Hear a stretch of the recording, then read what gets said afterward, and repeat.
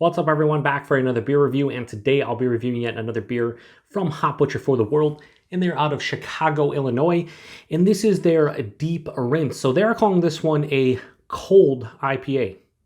More on that in a moment. It comes in at 6.25% alcohol by volume. No IBUs listed in time of review. This can is approximately 5 weeks old. And I want to give a huge thanks and shout out to Hop Butcher, more specifically Jeremiah, for hooking me up with this one. So I did not do a beer mail unboxing for this beer or the next one that I'll be reviewing in the near future, which is their Rip Rap American Pale Ale. And that's because Jeremiah sent me a mixed 4-pack, 2 beers of each.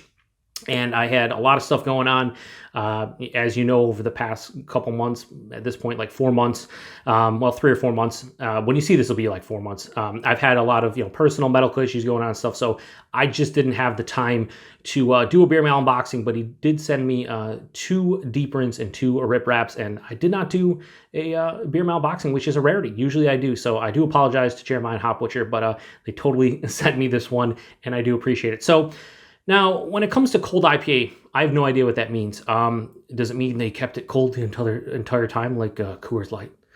I don't know why I made that reference, but I think, and I was actually watching a couple of good friends of mine and fellow beer tubers, Matt over at Massive Beer Reviews and Kyle over at No Hype Beer Reviews, and I believe it might have been the Nerd Sense guys too, Sean and Mike.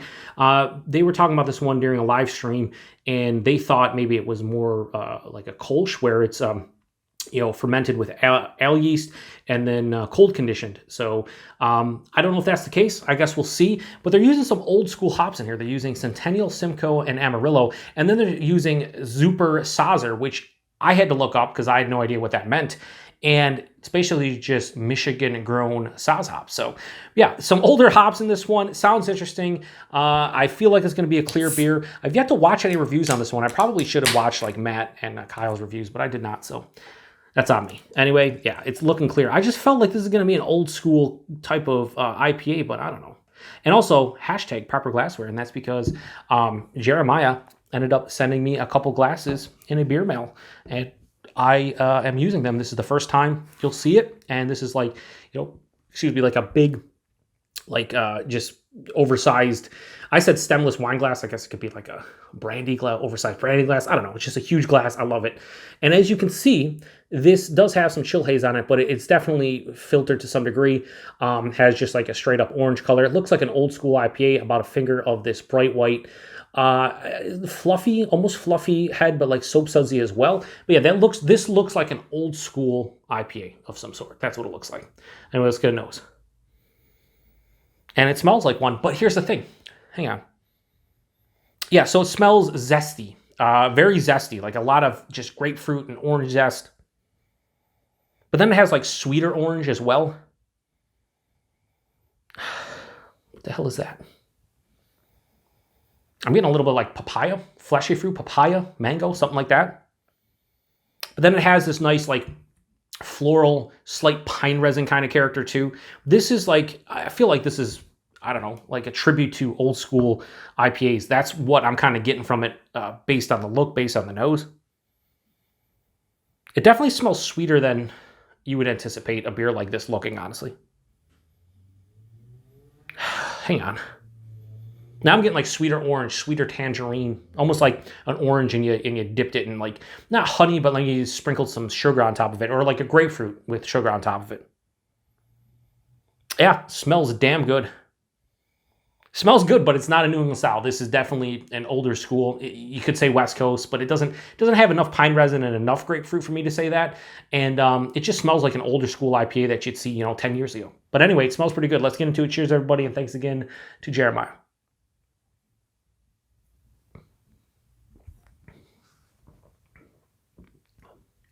Holy shit, that's super clean. I see what, Matt, Kyle, and the boys were talking about when this one kind of has like a Kolsch feeling to it. It's so clean. I don't know if that's what they did with this one. I'm out of the loop. I have no idea. But it just has such a clean, crisp, effervescent kind of like mouthfeel and just like finish to it.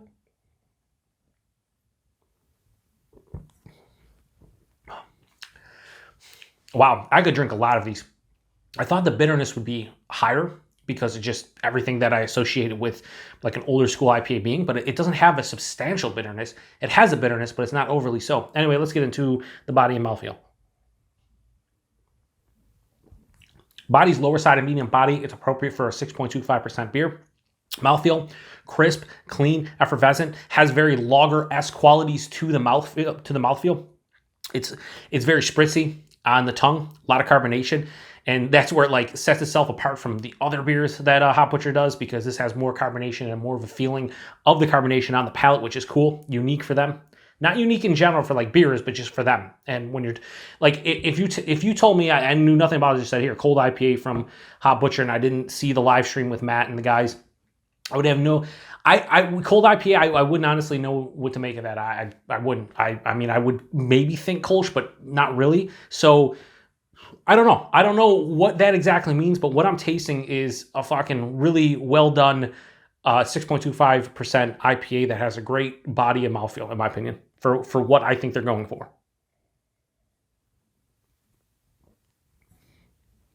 That taste is a lot of zippy, because of the carbonation. It's very zippy, but then the citrus has this really zesty kind of component to it. So it's like grapefruit, orange, lemon zest right at the forefront. I will say this, there's an underlying sweetness to it, like a malt sweetness to it, but the actual fruit character is more of like a zesty, slightly bitter and kind of like pith peel, just like a zestiness to it, which is nice. In the taste, I'm not getting a lot of like tropical fruit, maybe a little bit of like an underripened mango mid palate, but for the most part, this is citrus heavy from front to the back. I finished semi-dry with a mild to moderate bitterness, more approaching moderate, but I thought this would be like more moderate to high bitterness just based on, you know, what I'm tasting, what it looks like. And I'm assuming the bitterness would have been higher, but it's not. Really well made, well done beer. And what I always say about beers like this nowadays is that I enjoy them. They bring something different to my palate that, you know, let's be honest here. On my channel, I drink mostly hazy beers and like pastry sours and fruited sours and barrel-aged beers. And when I get a beer like this, that kind of reminds me of when I first got into craft beers in early 2010, late 2009. The thing about these beers for me is that these remind me of when I first started trying IPAs and some of the stuff I didn't like back then. It took me 2 or 3 years to get into IPAs. So when I drink a beer like this, I reminisce about it. It hits me in the feels, and it's fun drinking one of these nowadays just because I don't drink as many as I probably should. I think a lot of new age craft beer drinkers that got into craft beer over the last 2 or 3 years and love New England style and the aforementioned styles that I was talking about, I think it'd be hard pressed for them to really enjoy a beer like this or like think about like, oh man, that's all right or whatever.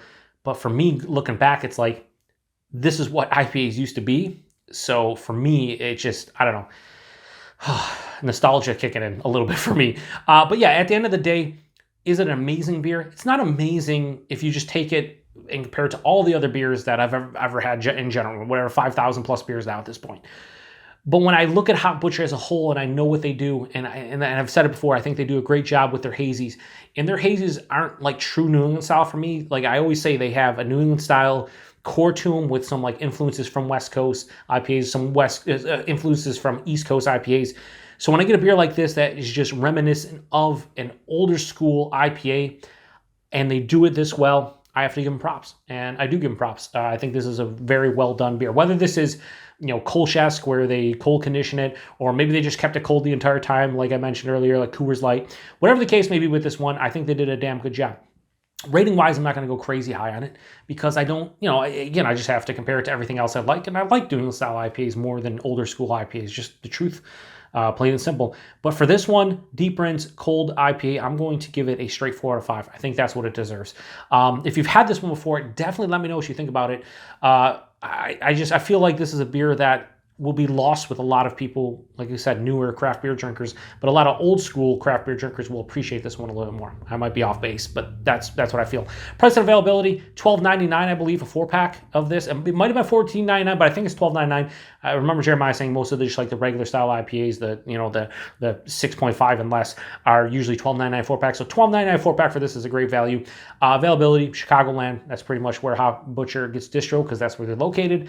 And yeah. I appreciate Jeremiah sending this one my way. It was a lot of fun to do and definitely a bit different than most of the beers I've had from them. I've had another clear beer from them. I forget the name of it, and it was good.